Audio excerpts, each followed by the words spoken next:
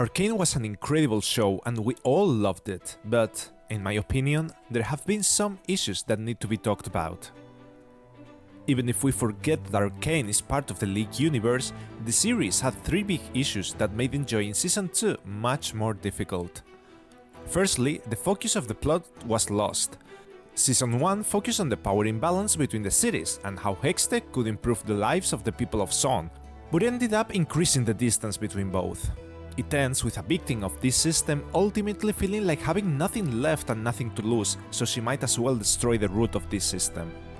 Then, Season 2 starts making the conflict even more prominent. Belligerent agents from Piltover's side pull the threads to provoke even more Zaunite attacks, creating their own excuse to justify unprecedented violence and discrimination towards them. However, Victor hijacks the plot with his glorious evolution commune from episode 6 and never gives it back. This makes me wonder, was Arcane meant to ultimately be about the metaphysical question whether humans are way too chaotic and violent to exist, or about the power imbalance between privileged and underprivileged? I think the answer should be clear. And I understand it can be an interesting theme to explore, but I really don't think that after 15 episodes focusing on class conflict, the ultimate conclusion of the show had to be a different one. And whether you enjoyed the metaphysical angle the show took, the way the class conflict plot gets solved is borderline embarrassing.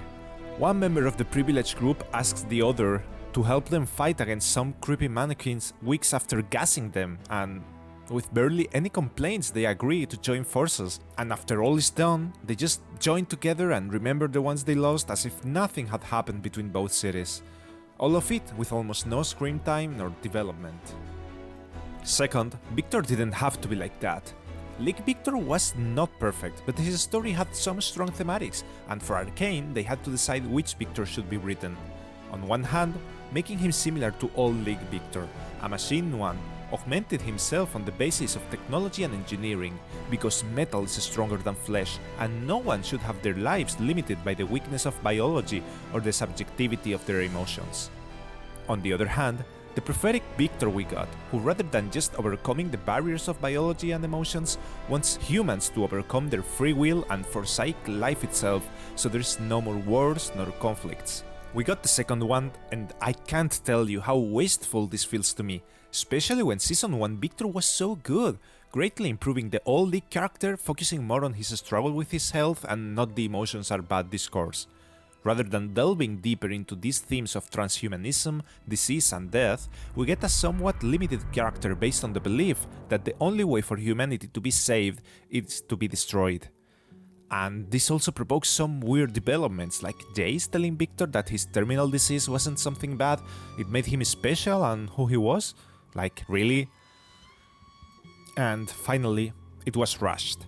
I think this is the most discussed topic, so I'll be brief. Sevika had barely any screen time in Act 3 while representing the boys of Zaun. Vi's suicidal sister left basically saying that she was ending her life so she didn't bother Vi anymore, and rather than searching for her, you go ham on Caitlyn in that very prison cell, and we are supposed to believe that this is Vi reclaiming her trauma? And many more situations. Everything we talked about so far has surely been impacted by this, greatly decreasing the quality of the end product. I will emphasize this again. I think Arcane was a masterpiece, a flawed one, but still a masterpiece. The fact that it's that good is what makes me wonder what it could have been without those flaws. And when you realize Arcane is part of a much bigger story, there are also some relevant issues to consider. We have to go back to Victor. Did we really have to retcon him into this "I will remove the free will from you so there is no more pain" figure? Don't we already have someone in the League universe that fulfills this role, an awfully underappreciated one? They do have some different connotations, but they are even similar in the way that they are healers curing the disease of their followers. For those who don't know her, she is Sholani, a Darkin healer, Aatrox's biggest rival and one of the most powerful beings in the world of Runeterra, with the power to control blood and others' bodies, believing that the only way for humanity to overcome conflict is to make everyone surrender their bodies and become one with her. War is a curse I cannot permit. Peace through servitude. What good is freedom to the dead? Visiting Shurima would have been less redundant. And we have to ask, where is Hextech headed? By the time Seraphine was released, Hextech was still the undying heart and soul of a sentient species, enslaved and commodified so people could have magic. Then, with Arcane, it was retconned into just magic crystals. And in Season 2, we see that they are magic crystals with negative connotations, but still so many characters depend on it, and we do not know what will be the attitude towards it in the series. This is the result of having absolutely no cohesion, it's only cohesive with itself. Everything happening in Arcane is totally oblivious to the rest of the characters of the region. Other characters will be trampled on in order for others to shine properly. Even the characters that appear in the series might be totally different to what we knew. For the sake of being better apparently, but that's subjective. Such sacrifices for the greater good might be positive for some, but how can you be invested in anyone's lore when there is no certainty what parts of it will become false in the next narrative development? And all these small retcons aren't ideal either. I don't want a narrative that makes sense thanks to hundreds of small details held together from retconning tens of champions so they fit the lore. I want a robust narrative, properly thought and planned in advance. And as you can see, my issue is not so much with the contents and retcons that Arcane brought, because apart from what we just saw, I loved basically everything they did with it. My issue is the way in which it's being handled by Riot. It really feels like the overall stance is, tell the story you wanna tell and we will retroactively fit everything to it. And don't get me wrong, a story not being limited by the existing universe is cool, but then it might be wise for that story not to be canon. And if it was gonna cause so many retcons, it should have been properly discussed and coordinated with League Studio. I get how it might not be desirable to update character bios before the show is aired, as you would know beforehand what characters will be or will not be making an appearance, but it makes no sense that Seraphine lore still talks about Brackern crystals. By now, all affected characters by Arcane should already have a new lore. When will these characters become part of the world again? When will Camille, Blitzcrank or even Corina be part of the world? Instead of fixing the Shaco issue, we got more champions into the actually not canon group. Instead, we have a promise that they will be updated gradually during next year, sometimes alluding to some mystery as, well, who knows what will happen with Camille in the future? When a character is supposed to have a mysterious lore that will have a big reveal in the future, you do it like they did with Jinx, Vi and Warwick, not just have straight up wrong, outdated information that will be replaced at some point and you are meant to ignore until the time comes. And that's not all, because as Runeterra lore keeps growing, it's already not just stories on a website, it will be books, cinematics, games and even other series, stuff that cannot be retconned that easily. Realms of Runeterra has so much information regarding Piltover and so on that's already wrong, and it's a printed book. We have different interpretation of Echo in every media he appears, especially in Convergence. All the world building surrounding Victor in Legends of Runeterra has been basically deleted. And when will Heimerdinger's whack personality and weapons of mass destruction be properly addressed? Or his representation in League of Legends, Legends of Runeterra and Hextech Mayhem will become all non-canon altogether? But maybe it's just the way they want it. Realms of Runeterra already sold copies and made some money.